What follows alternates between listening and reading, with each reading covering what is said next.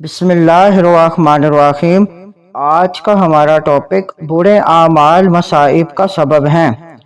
اللہ تعالیٰ نے ارشاد فرمایا، اور تمہیں جو مصیبت پہنچتی وہ تمہارے ہاتھوں کی کمائی یعنی برے اعمال کی وجہ سے ہے، اور بہت کچھ تو وہ اللہ تعالیٰ معاف فرما دیتا ہے۔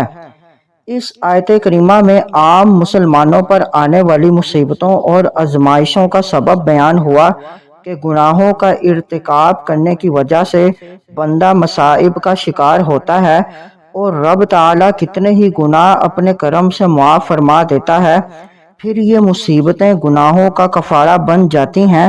لہذا مصائب سے نجات کے لیے گزشتہ گناہوں سے توبہ کر کے آئندہ گناہوں سے بچنا چاہیے۔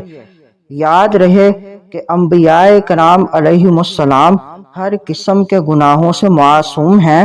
مقربین کو اللہ تعالیٰ خطاؤں سے محفوظ رکھتا ہے، ان پر آنے والے مصائب درجات کی بلندی کا ذریعہ ہیں۔